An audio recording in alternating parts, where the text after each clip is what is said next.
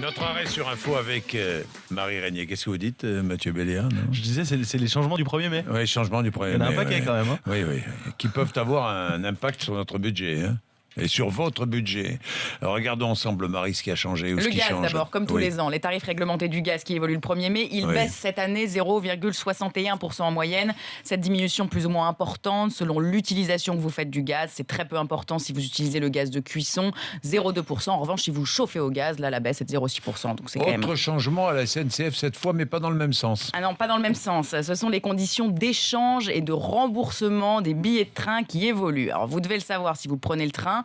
Jusqu'à maintenant, échanger ou annuler un billet de train était gratuit jusqu'à la veille du départ. Si vous changiez le jour du départ, ça vous coûtait 12 €.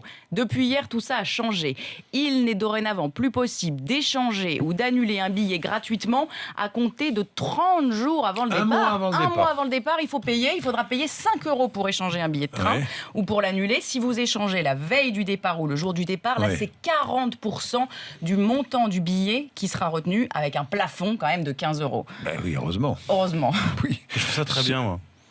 Vous trouvez ça très bien, vraiment, pour le coup, ils m'ont convaincu. J'ai entendu des gens de la SNCF en parler. Regardez Marie.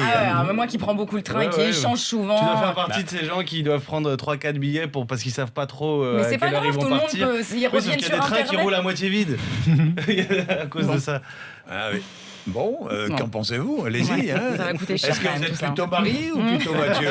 Vous nous dites. Dernière modification, Marie, la baisse du tarif des notaires. L'impact là sera très différent selon les actes. Pour toutes les petites transactions immobilières, ça pourrait être très intéressant car les frais seront dorénavant plafonnés à 10% de la valeur du bien. Donc je prends juste un exemple. Si vous êtes un agriculteur qui achète une petite parcelle de terrain juste à côté de votre propriété, vous la payez 3 000 €.